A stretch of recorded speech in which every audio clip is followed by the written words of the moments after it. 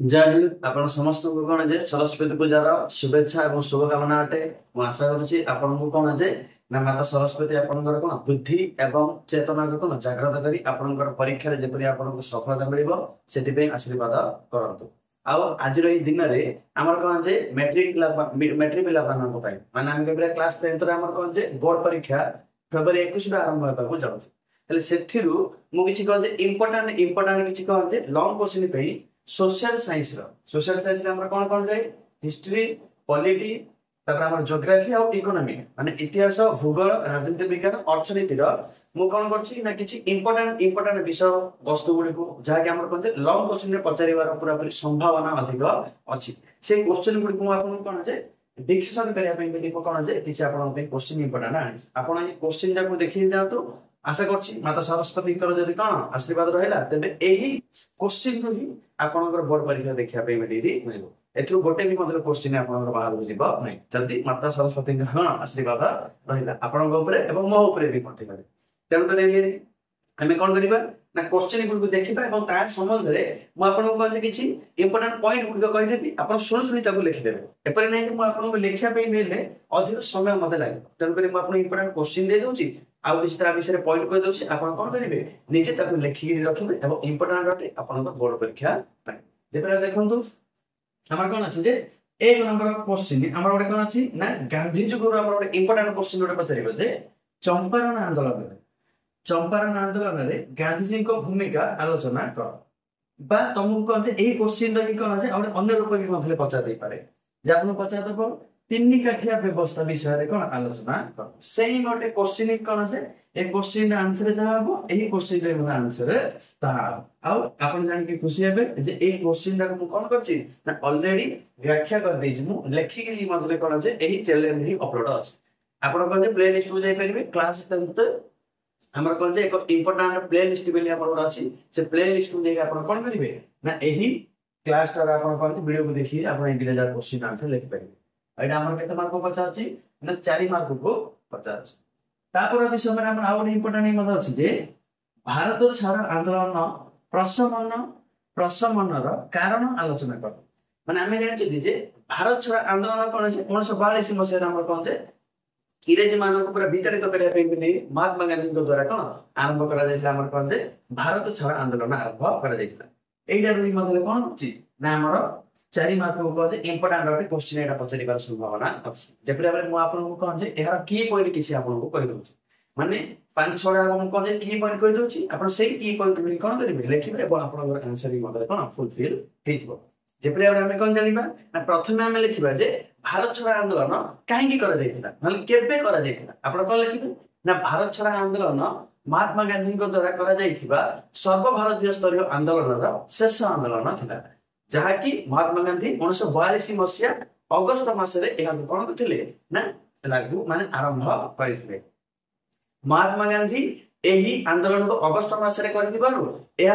अगस्त विप्लव भी कहुच्छे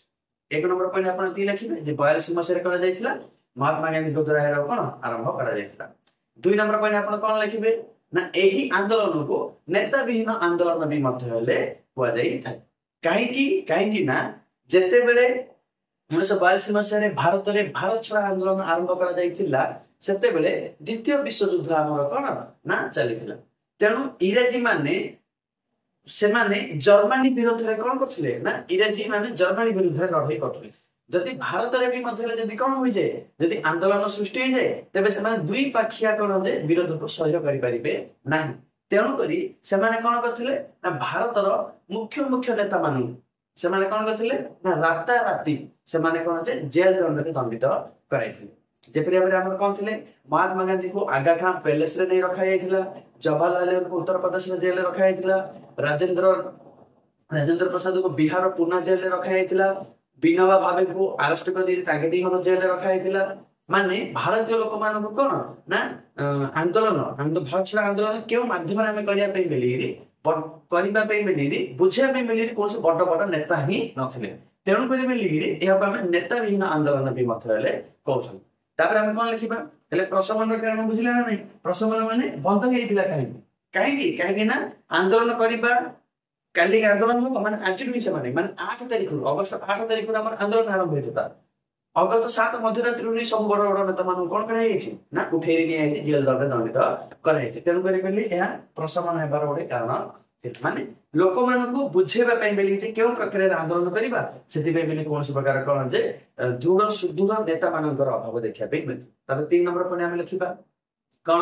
ନା ଏହି ଆନ୍ଦୋଳନରେ ହିଁ ମହାତ୍ମା ଗାନ୍ଧୀ କର ବା ମରର ବି ମଧ୍ୟରେ କଣ ନାରା ଦେଇଥିଲେ। ଏଥିରୁ ଆମକୁ ଉଦ୍ଭାବନ ହୋଇଥାଏ ଯେ ମହାତ୍ମା ଗାନ୍ଧୀ ଇଂରେଜୀ ମାନଙ୍କ ଦ୍ଵାରା ପୁରା ପ୍ରତାରିତ ବେଶୀ ହୋଇଯାଇଥିଲେ। ତେଣୁକରି ଲୋକମାନଙ୍କୁ କହିଥିଲେ ଯେ ଆପଣ କର ମାନେ ଯାହା କରିପାରିବେ ଆପଣ ତାହା କର। ଲୋକମାନେ ମହାତ୍ମା ଗାନ୍ଧୀଙ୍କର ଏଇ କର ବା ମର ସ୍ଲୋଗାନକୁ ଶୁଣି ନିଜେ ଆତ୍ମସର୍ଗ କଲେ, ମାନେ ନିଜେ ନିଜେ ଭାବିଦେଲେ ଯେ ମହାତ୍ମା ଗାନ୍ଧୀ ଆମେ ଦି ବର୍ତ୍ତମାନ କହୁଛନ୍ତି ହିଂସାକାଣ୍ଡ କରିବା ପାଇଁ ବୋଲି। ତେଣୁକରି ଏହି ଆନ୍ଦୋଳନରେ ହିଁ ଅଧିକ ପରିମାଣର ହିଂସାକାଣ୍ଡ ବି ମଧ୍ୟ କଣ ଦେଖିବା ପାଇଁ ମିଳିଥିଲା, ଯାହାଫଳରେ ଇଂରେଜ ମାନେ ଅତ୍ୟଧିକ ମାତ୍ରାରେ ଆନ୍ଦୋଳନ କର୍ମୀ ମାନଙ୍କୁ କଣ କରିଥିଲେ ନା ପ୍ରତିହତ କରିଥିଲେ, ଯାହାଫଳରେ ଏହି ଆନ୍ଦୋଳନ ପ୍ରଶମନ ହେବାର ଆଉ ଗୋଟେ କାରଣ ବି ମଧ୍ୟ ଥିଲା। ତାପରେ ଆମେ କଣ ଆଉ ଗୋଟେ ପିଟିକି ମଧ୍ୟ ଆମେ ଲେଖିପାରିବା ଯେ ଯେତେବେଳେ ଆମର କଣ ହେଇଥିଲା ଯେତେବେଳେ ଆମର କଣ ନା ଭାରତ ଛାଡ ଆନ୍ଦୋଳନ ଯେତେବେଳେ ଚାଲିଥିଲା ସେତେବେଳକୁ ଆମର କଣ ହଉଥିଲା ନା ଅଧିକାଂଶ ଲୋକମାନେ ସେମାନେ କଣ କରୁଥିଲେ ନା କେଉଁ ପ୍ରକ୍ରିୟାରେ ଆମେ ଆନ୍ଦୋଳନ କରୁ ସେଇ ବିଷୟରେ ବି ମଧ୍ୟ ସେମାନେ କଣ ଯେ ଜ୍ଞାନ ସେମାନଙ୍କର ନଥିଲା। ତେଣୁ କରିବେନି ମଧ୍ୟ କଣ ହେଇଥିଲା ନା ଆମର ଏଇ ଆନ୍ଦୋଳନ ପ୍ରଶମନ ହୋଇଯାଇଥିଲା। ଆଉ ମହାତ୍ମା ଗାନ୍ଧୀ ଏଇ ଆନ୍ଦୋଳନକୁ ସବୁ ଲୋକମାନଙ୍କୁ ଏକତ୍ରିତ କରିକି ଆନ୍ଦୋଳନ କରିବା ପାଇଁ କହି ନଥିଲେ। ମହାତ୍ମା ଗାନ୍ଧୀ ଏଇ ଆନ୍ଦୋଳନକୁ କଣ ବ୍ୟକ୍ତିଗତ ଆନ୍ଦୋଳନରେ ପରିଣତ କରାଇଥିଲେ, ମାନେ ବ୍ୟକ୍ତିଗତ ଭାବରେ ସେ ଆନ୍ଦୋଳନ କରିବା ପାଇଁ ପ୍ରୋତ୍ସାହନ ଦେଇଥିଲେ, ଯାହାଫଳରେ ଇଂରେଜ ସରକାର ବି ମଧ୍ୟ କଣ କରିଥିଲେ ବ୍ୟକ୍ତିଗତ ଭାବରେ ପ୍ରତ୍ୟେକ ଲୋକମାନଙ୍କୁ ଜେଲ ଦଣ୍ଡରେ ଦଣ୍ଡିତ କରିଥିଲେ। ଏପଟେ କିଛି କି ପଏଣ୍ଟ ଗୁଡିକ ଆପଣ କଣ କରିବେ ବାଛିକି ଆପଣ ଲେଖିଲେ ଆପଣଙ୍କର କଣ ହେଇଯିବ ନା ଏହି ଭାରତ ଛାଡ ଆନ୍ଦୋଳନର ପ୍ରଶମନ ହେବାର କାରଣ ଗୁଡିକ ଆପଣଙ୍କୁ ମିଳିଯିବ। ବୁଝିପାରିଲେ? ଆଶା କରୁଛି ମୁଁ ଆପଣ ଏଇଟା ବୁଝିପାରୁଥିବେ। ବାକି ଆପଣ କଣ କରିପାରିବେ ବହିରୁ ମଧ୍ୟ କି ପଏଣ୍ଟ ଗୁଡିକ ବାହାର କରିପାରିବେ, ବୁଝିଲା ନାହିଁ।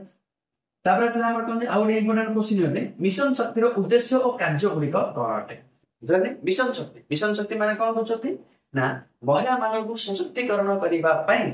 ଭାରତ ସରକାର ଏବଂ ଓଡିଶା ସରକାର ବି ମଧ୍ୟରେ ବିଭିନ୍ନ ପ୍ରକାର କାର୍ଯ୍ୟକ୍ରମ ମାଧ୍ୟମରେ ସେମାନଙ୍କୁ କଣ ଯେ ଆତ୍ମନିର୍ଭରଶୀଳ ବନାଇବା ପାଇଁ ମିଳିକିରି କାର୍ଯ୍ୟ ଗୁଡିକ ବା ଲୋନ ବ୍ୟବସ୍ଥା କରିଛନ୍ତି। ଲୋନ ବ୍ୟବସ୍ଥା ମାନେ କଣ ମାନେ SHG ଗ୍ରୁପ ମାନେ ସ୍ୱୟଂ ସହାୟକ ଗୋଷ୍ଠୀ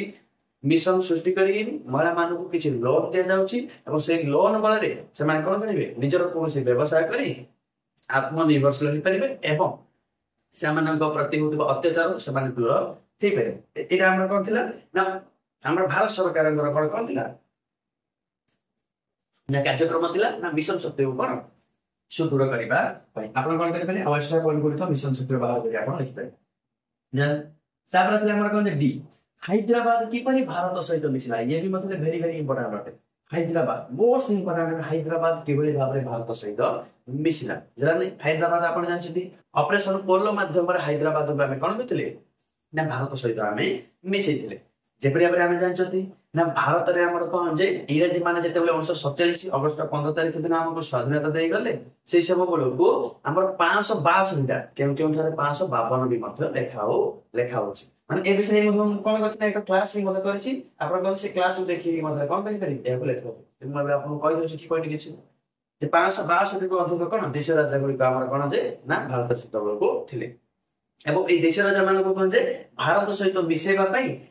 ସର୍ଦ୍ଦାର ବଲ୍ଲଭଭାଇ ପଟେଲ ଏବଂ ଭିପି ମେନନଙ୍କ ଦାୟିତ୍ୱରେ ସେମାନେ ଥିଲେ। ମାନେ ସର୍ଦ୍ଦାର ବଲ୍ଲଭଭାଇ ପଟେଲ ମୁଖ୍ୟ ଭୂମିକା ଗ୍ରହଣ କରିଥିଲେ 562ଟା ଯାକ ଦେଶ ରାଜା ମାନଙ୍କୁ ଭାରତ ସହିତ ମିଶେଇବା ପାଇଁ।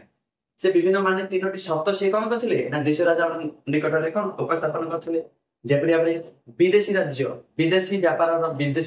ଭାରତ ସରକାର ବୁଝିବେ, ଯୋଗାଯୋଗ ଭାରତ ସରକାର ଆଉ ପ୍ରତିରକ୍ଷା ଭାରତ ସରକାର ବୁଝିବେ, ଆଉ ଆପଣ ଆପଣଙ୍କ ରାଜ୍ୟକୁ ଯେପରି ଭାବେ ଶାସନ କରିବା କଥା ଆପଣ ସେପରି କରନ୍ତୁ। ଏଇ 3ଟା ସର୍ତ୍ତ ଧରି ଭିପି ମେନନ ଏବଂ ସର୍ଦ୍ଦାର ବଲ୍ଲଭଭାଇ ପଟେଲ 562 ରାଜା ମାନଙ୍କ ପାଖକୁ ଯାଇ କଣ କରିଥିଲେ ନା ଗୁହାରି କରିଥିଲେ ଯେ ଆପଣ କଣ କରନ୍ତୁ ଭାରତ ସହିତ ମିଶି ଯାଆନ୍ତୁ। କିନ୍ତୁ ଏଠି ଥିଲା ଆମର ହାଇଦ୍ରାବାଦର ନିଜାମ ସେ କଣ କରିଥିଲେ ନା ଭାରତ ସହିତ ମିଶିବା ପାଇଁ ରାଜି ହୋଇ ନଥିଲେ, ଯାହାଫଳରେ ଜୋର ଜବରଦସ୍ତି ଆମେ କଣ ଅପରେସନ ପୋଲୋ ମାଧ୍ୟମରେ କଣ କରିଥିଲେ ହାଇଦ୍ରାବାଦକୁ ମିଶେଇ। ଏହା ବିଷୟରେ ଆପଣ କଣ କରିପାରିବେ ନା ଆପଣ ଅଧିକ ଟିକେ କଣ ଯେ ଇମ୍ପୋର୍ଟାଣ୍ଟ ଟିକେ ଦେଖିକି ଆପଣ କଣ କରିପାରିବେ ନହେଲେ କ୍ଲାସଟା ଆପଣ କଣ ବେଶୀ ବଡ ହେଇଯିବ, ଇମ୍ପୋର୍ଟାଣ୍ଟ କ୍ୱେଶ୍ଚିନ୍ ଗୁଡିକ ମୁଁ ଆପଣଙ୍କୁ କହିପାରିବି, ତେଣୁକରି ଏଇଟା ଆପଣ ନିଜେ ଦେଖିପାରିବେ। ତାପରେ ଆଉ ଗୋଟେ ଆମର ଅଛି ଯେ ଲାହୋର କଂଗ୍ରେସ ଅଧିବେଶନରେ କିଏ ସଭାପତିତ୍ୱ କରିଥିଲେ ଏବଂ ସେଠାରେ କଣ ଘୋଷଣା କରାଯାଇଥିଲା। এইটা ବି ମଧ୍ୟରେ ମୁଁ କଣ ଯେ ଅଲରେଡି କ୍ଲାସ କରିକି ମୁଁ କଣ କରିଛି ନା ଅପଲୋଡ କରିଦେଇଛି। ଏଇ ପ୍ଲେ ଲିଷ୍ଟ ଆପଣଙ୍କର ଅଛି, ଏଇଟା ଆପଣ ନିଜେ ଲେଖିବେ। ଲାହୋର କଂଗ୍ରେସ ଅଧିବେଶନ ଆମର କଣ ଜବାହରଲାଲ ନେହେରୁ ସଭାପତିତ୍ୱ କରିଥିଲେ ଏବଂ ରାବି ନଦୀ କୂଳରେ ହେଇଥିଲା ଲାହୋର, ଯୋଉଟା କି ପାକିସ୍ତାନର ଅଛି। ସେଠି ଆମେ ପୂର୍ଣ୍ଣ ସ୍ୱରାଜର ଦାବି ଉପସ୍ଥାପନ କରିଥିଲେ ଏବଂ ଆମେ କହିଥିଲେ ଜାନୁଆରୀ 26 ତାରିଖକୁ ଆମେ ପ୍ରତ୍ୟେକ ଦିନ ଆମେ କଣ କରିବା ନା ପ୍ରତିବର୍ଷ ଆମେ ସ୍ୱାଧୀନତା ଦିବସ ରୂପେ ପାଳନ କରିବା। ଏ ବିଷୟରେ ଆପଣ କଣ ଲେଖିବେ, ଏଇଟା ବି ମତେ ପରୀକ୍ଷାରେ ପଚାରୁଛି। କଣ ଘୋଷଣା କରାଯାଇଥିଲା ନା ପୂର୍ଣ୍ଣ ସ୍ୱରାଜ ଘୋଷଣା କରାଯାଇଥିଲା। ତାପରେ ଆସିଲା ଆମ 2 ନମ୍ବର ଯେ ମଧୁବାବୁ ଉତ୍କଳ ସମ୍ମିଳନୀ ସହିତ କାହିଁକି ସମ୍ପର୍କ ଛିନ୍ନ କରିଥିଲେ। ଦେଖିଲେ ମଧୁବାବୁ ଉତ୍କଳ ସମ୍ମିଳନୀ ସହିତ କାହିଁକି ସମ୍ପର୍କ ଛିନ୍ନ କରିଥିଲେ ଏଇଟା କ୍ୱେଶ୍ଚନ ହେଲା କାହିଁକି କଥା ଦେଖନ୍ତୁ। ଇଏ ବି ଗୋଟେ ଇମ୍ପୋର୍ଟାଣ୍ଟ ଉତ୍କଳ ସମ୍ମିଳନୀ ଆମର ଆସିଛି ନା ଉତ୍କଳ ସମ୍ମିଳନୀ ଆମର 1903 ମସିହାରେ ଗଠନ ହୋଇଥିଲା। ବୁଝିଲା ନାହିଁ, ଏହାର ମୂଳ ଉଦ୍ଦେଶ୍ୟ ଥିଲା ବିଚ୍ଛିନ୍ନାଞ୍ଚଳର ଲୋକମାନଙ୍କୁ ନେଇ କଣ ସ୍ୱତନ୍ତ୍ର ଓଡିଶା ପ୍ରଦେଶ ଗଠନ କରିବା। ମଧୁବାବୁ ଇଂରେଜ ସରକାରଙ୍କ ସମର୍ଥନ ପ୍ରାପ୍ତ କରିକିରି ଓଡିଶାକୁ ସ୍ୱତନ୍ତ୍ର କରିବା ପାଇଁ ଚାହୁଁଥିଲେ, କିନ୍ତୁ ଏଠାକାର କିଛି କଣ ଯେ ନେତା ମାନେ ସେ କଣ କରିଥିଲେ ମହାତ୍ମା ଗାନ୍ଧୀଙ୍କୁ ସମର୍ଥନ କରି ଇଂରେଜ ମାନଙ୍କୁ ବିରୋଧ କରିଥିଲେ। ମାନେ ଉତ୍କଳ ସମ୍ମିଳନୀର ଅଧିକାଂଶ କର୍ମଚାରୀ ମାନେ ମହାତ୍ମା ଗାନ୍ଧୀଙ୍କୁ ସମର୍ଥନ ଦେଇଥିଲେ, ମାନେ କଂଗ୍ରେସକୁ ସମର୍ଥନ ଦେଇଥିଲେ, ଯାହା ଫଳରେ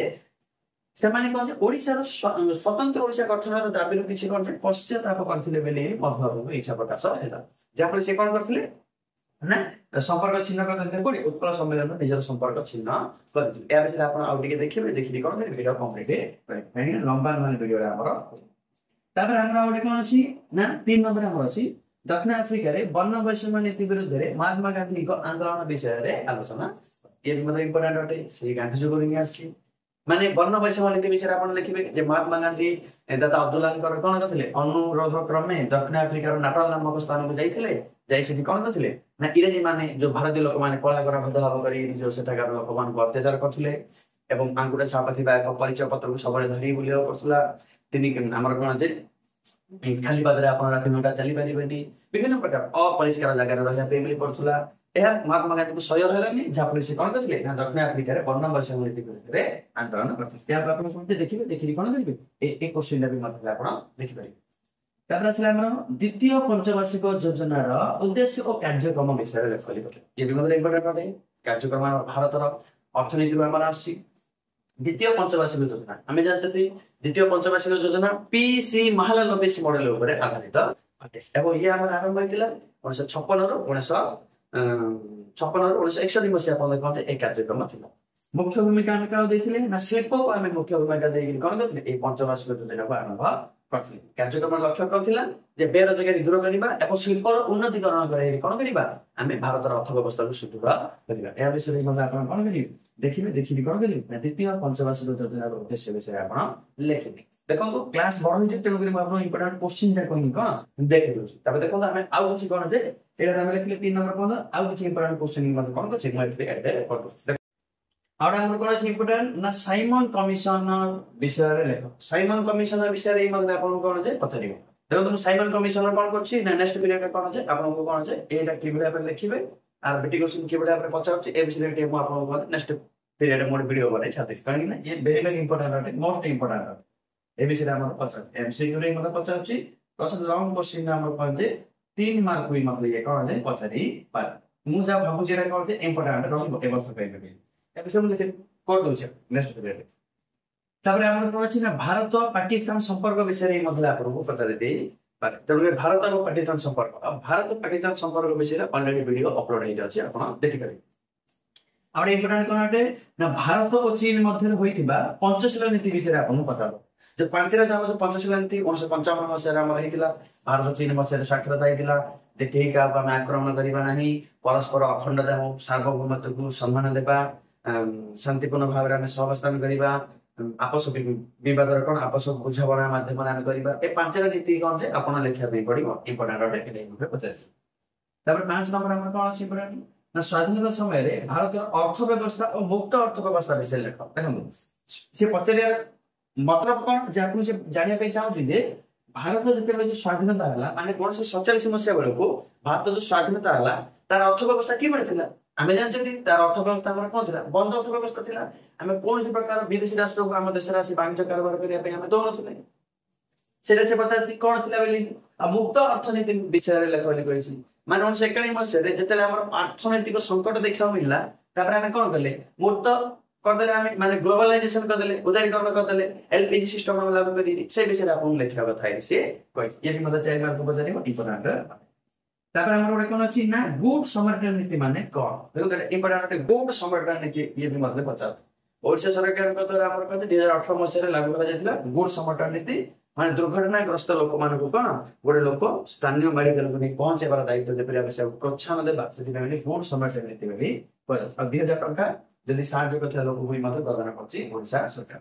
आउडा हमर डीपीईटी रो पूरा नाम कोन कार्यक्रम कोन जेटा डिस्ट्रिक्ट प्राइमरी एजुकेशन प्रोग्राम डीपीईटी रो पूरा नाम हला कार्यक्रम कोन माने जिल्ला प्राथमिक शिक्षा योजना कार्यक्रम कोन ना से जिल्ला रे डीपीईटी रो कार्य कोन ना पिला माने जे परिया बरे अधर पाठन छड़ीबे समान को पुस्तक कि बेला पहुंचेबा मास्टर मान को कि बेला ट्रेनिंग देबा ए सब कार्यक्रम जाका आपण को देखिबे देखि आपण लिखिबे इम्पोर्टेंट तापर हमर आसला कोन 6 नंबर आसला कोन भारत रो निर्वाचन आयोग जो आदर्श आचरण विधि जे नै कि जो निर्वाचन समय बेलो को लागू करथि ता विषय आपण लिखिया पे पेली पड़ो आदर्श आचरण विधि माने कोन ना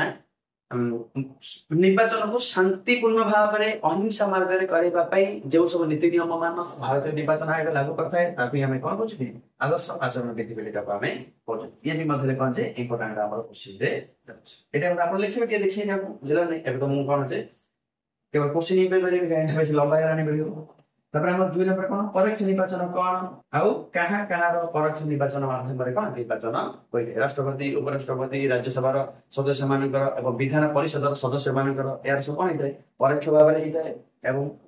लोक माने जो निर्वाचन रे प्रत्यक्ष भाव रे अंशग्रहण न करी निज प्रतिनिधि मानक द्वारा अंशग्रहण करथि ता भी परोक्ष निर्वाचन कहथि ये भी मने पतारिबो 3 मार्क बचाउची तापर तापर से हम रामसा रामसा माने कोन राष्ट्रीय माध्यमिक शिक्षा अभियान रामसा एटा विषय आपन पता तो रामसा माने कोन राष्ट्रीय माध्यमिक शिक्षा परिषद अभियान रे जाका हम कहउछथि एहार लक्ष्य हला ना 7 किलोमीटर एरिया रे महिला मानक पय मिली अधिक गुरुत्व देथाय महिला मानक पय शिक्षानुष्ठान गठन करिबा तापर तार कोन करिबा शिक्षानुष्ठान से तार हॉस्टल व्यवस्था करिबा एटा आपन देखिबे आपन कोन जे बहिर आपन देखिबे जेतले हमर शिक्षार उन्नतीकरण पद्धति विषय देखिबे एटा पर तुमे जानि छथि ओने टेबल दार एटा आपन देखि सेटा आपन कोन जे डायरेक्ट पूरा प्रिंट करि दि लिख दे आपन ठीक तापर से हमर कोन बिजु ग्राम्य ज्योति योजना बिजु ग्राम्य ज्योति योजना एटा ओडिशा सरकार को द्वारा निया जायतिबा एक कोन पदक्षेप अटे जे माध्यम रे दूर दूरंतारे रहितिबा लोक मानक निकट रे बिजुली शक्ति को पहुंचेबा पय मिली हमर बिजु ग्राम्य ज्योति योजना कोन ओडिशा सरकार को द्वारा आरंभ करा जायतिला एवं समान को बिजुली बल्ब भी मधरे प्रदान करा जायतिला ये मतलब हमर कोन इंपोर्टेंट क्वेश्चन हमर तापर आउ हमर किछि कोन 4-5 हम इंपोर्टेंट क्वेश्चन अछि एटा निभे कोन सेतो देखि दबा देखिला पर तब नेक्स्ट पीरियड हम कोन करिबा ना हमें एही ज्योग्राफी और इकोनॉमी को देखिबा जेला नै क्लास बहुत बड़ हेलानी एगुरा 4-5 हम इंपोर्टेंट अछि से देखि हम कोन करिबा ना नेक्स्ट चैप्टर हम देखो और हमर कोन अछि ना बचरे हमको नालको प्रकल्प केउ ठारे अवस्थित अटे नालको प्रकल्प माने कोन नेशनल एल्युमिनियम कंपनी जगह हम कहजति जे कि कोन जे हमर ओडिसा रा हमर भुवनेश्वर रा मुख्य कार्यालय अछि एवं आर ओडे शाखा भी मतलब हमर अनुगुल रे अछि केउ ठारे अछि मुख्य कार्यालय आपन लिखि देबे धीरे धीरे लिखि मुख्य कार्यालय हमर कोन अछि ना हमर भुवनेश्वर अछि एवं तार ओडे शाखा अनुगुल रे मते अछि पूरा ना कोन नेशनल एल्युमिनियम कंपनी एडा लिखि आपन कोन कर देबे समाप्ति कर दे माने ये कोन बक्साइड बारिबो वो एल्युमिनियम उत्पादन करिबा ये कोन करथे ना कार्य करथे माने एल्युमिनियम कंपनी गुड को ये कोऑपरेशन स्थापन करथे उत्पादन रे मते करथे एडा आपन पता होडे तापर हमर पता केउ आइन बल रे छत्तीसगढ़ राज्य हमर सृष्टि होइतिला छत्तीसगढ़ राज्य पुनर्गठन आयोग विषय आपन पता तो और इंपोर्टेंट आपन नोट कर दियंतु राज्य पुनर्गठन आयोग और भाषा भित्तिक पुनर्गठन आयोग विषय रे लेखो एटा आपन पता दबो अब केउ राज्य केबे गठन होइतिला एटा भी मतलब कोन छै मोस्ट इंपोर्टेंट आटे आपन को पता दबो तेनु ए चैप्टर आटे देखि रे जिबे और कोन राजपथ माने को काहे कि इंटरसेप्ट करा जायते इंटरसेप्ट माने सुरक्षा दे जायते से मानक चारिकानी हमर कोन बाउंड्री भी मतलब दे जायते एवं संचयीकरण काहे कि राजपथ को करा जायते एटा भी मतलब आपन देखि किंतु एटा मते सेते लागन एटा पता लागले तेनु एटा कोन छै आपन न देखले हबो तबरे हमर पछे 3 बिघा समस्या कोन अटे जेबे हमर कोन जे भारत रो पड़ोसी राष्ट्र मानक जे तो हमर किछि विवाद भी मतलब कोन छै देखिया पे मिली मिलछ मोर काम करछि आपन कोन करछि नै विवाद गुड भी मतलब कोन करछि ना मु आपन को गोटे वीडियो बनै आपन देखै देबे एवं सेति म आपन कहि देबे जे केउ विवाद केउ राज्य सहित हमर माने पड़ोसी राष्ट्र सहित लागुछि आपन सेही वीडियो देखि कोन करिवे ए कन्फ्यूजन रा आपन दुरै माने आपन एटा देखि देबे हला म आपन कहि दउछि ना बांग्लादेश सहित एटा आपन जानि तो बांग्लादेश सहित हमर विवाद देखिया मिलछि बांग्लादेश सहित हमर संपर्क किबे अछि ऑलरेडी वीडियो अछि आपन देखिबे ତାପରେ ଆଉ କିଛି ମୋଷ୍ଟ ଏକ୍ସପେକ୍ଟେଡ କିଛି କ୍ୱେଶ୍ଚିନ୍ ମୁଁ କହୁଛି ଯେ ରାଜପଥ ଗୁଡିକ ଆପଣ ଦେଖିବେ ଯେ ରାଜ୍ୟ ରାଜପଥ କାହାକୁ କହିବା, ଜାତୀୟ ରାଜପଥ କାହାକୁ କହିବା, ଜିଲ୍ଲା ସଡକ ପଥ କାହାକୁ କହିବା। BRO ମେନ୍ ଇମ୍ପୋର୍ଟାଣ୍ଟ ଅଟେ। BRO ଆ ବିଷୟରେ ମଧ୍ୟ ମୁଁ ଭିଡିଓ ଅଲରେଡି ବନେଇ ଦେଇଛି, ପ୍ଲେ ଲିଷ୍ଟ ଅଛି। ପରିବହନ ପ୍ଲେ ଲିଷ୍ଟ ଅଛି, ସେ ପ୍ଲେ ଲିଷ୍ଟ ଯାଇ ଆପଣ ଏବେ ମଧ୍ୟ ଦେଖି ବିଚାର କରିପାରିବେ। BRO ର ଗଠନ ଏବଂ ତାର କାର୍ଯ୍ୟ କଣ ଅଟେ ଏଇଟା ମୁଁ ଲେଖିଦେଇଛି। ରେଳପଥରେ ବି ମଧ୍ୟ ହେଲେ ମୁଁ କହିଦେଇଛି ନା ରେଳପଥ କେତେ ପ୍ରକାର ଅଟେ, ତାର ଗେଜ୍ ସିଷ୍ଟମ ଟାକୁ ବାରମ୍ବାର ପଚାରୁଛି। ମାନେ ଚାରିଟା ତାର ଯୋଉ ଗେଜ୍ ଅଛି ଗେଜ୍ ବିଷୟରେ ପଚାରିବ। ପଞ୍ଚଶୀଳ ନୀତିକୁ ଆପଣ କଣ ଯେ ଟିକେ ରିଭିଜନ କରି ଦେଖିବେ, ଅଲରେଡି କ୍ଲାସ ବି ମଧ୍ୟ ଆଭେଲେବଲ ଅଛି। ଆଉ ଦୁର୍ଘଟଣା ଯାହା ମନେ ନାହିଁ କି ଯୋଉ ସଡ଼କ ଦୁର୍ଘଟଣା କିପରି ହେଇଥାଏ, ମାନବିକ ତ୍ରୁଟି କିପରି ଭାବରେ ହେଇଥାଏ, ଏଇ ଦୁର୍ଘଟଣା ହିଁ ମଧ୍ୟ କଣ ଆପଣ ଦେଖିକି ଯିବେ, କାହିଁକି ନା ଏଥିରୁ ବି ମଧ୍ୟ ଆପଣଙ୍କର ପଚାରିବ। ଦେଖନ୍ତୁ ମୁଁ ଆପଣଙ୍କୁ ବହୁତ ଗୁଡିଏ କଣ ଯେ ଇମ୍ପୋର୍ଟାଣ୍ଟ କ୍ୱେଶ୍ଚିନ୍ ଗୁଡିକ କହିଲି। ପରୀକ୍ଷା ଶେଷ ଟାଇମ ବେଳକୁ ଆମେ କଣ ଯେ ଏରର ବହିଟାକୁ ଆମେ ଦେଖିବା ଅପେକ୍ଷା ଏଇ ଇମ୍ପୋର୍ଟାଣ୍ଟ କ୍ୱେଶ୍ଚିନ୍ ଯାହା କିଛି କଣ ଯେ ଆମେ ଦେଖିକି ପଢିଲେ କଣ ହବ, ଆମେ ଟିକେ ଭଲ ଲାଗିବ। ଆଉ ମୁଁ ଆପଣଙ୍କୁ କହୁଛି କଣ ଯେ ଆପଣ ଯୋଉଠି ବି ମଧ୍ୟ ପଢୁଛନ୍ତି ପଢନ୍ତୁ, କିନ୍ତୁ ଇମ୍ପୋର୍ଟାଣ୍ଟ କ୍ୱେଶ୍ଚିନ୍ ଯାକ ଦେଖନ୍ତୁ ଏବଂ କଣ ଯେ ଆପଣ ଦେଖିକି ଯାଆନ୍ତୁ। ବାକି ମା ସରସ୍ୱତୀଙ୍କର ଯଦି କଣ ଆଶୀର୍ବାଦ ରହିବ ମୋ ପାଇଁ ବି ମଧ୍ୟ ଭଲ, ଆପଣଙ୍କ ପାଇଁ ବି ମଧ୍ୟ ହେଲେ ଭଲ ଅଟେ। ଆଜି ସରସ୍ୱତୀ ପୂଜାରେ ଆମେ କଣ କଲେ ନା ଆମେ କଣ ଦେଖିଲେ ନା ହିଷ୍ଟ୍ରି ଏବଂ ପଲିଟିର କିଛି ମୋଷ୍ଟ ଇମ୍ପୋର୍ଟାଣ୍ଟ କ୍ୱେଶ୍ଚିନ୍ ଗୁଡିକ ଆମେ ଦେଖିଲେ। ଆଜି ଏତିକି। ଜୟ ହିନ୍ଦ। ଆପଣ ସମସ୍ତଙ୍କୁ ପୁଣି ଥରେ ହାପି ସରସ୍ୱତୀ ପୂଜା।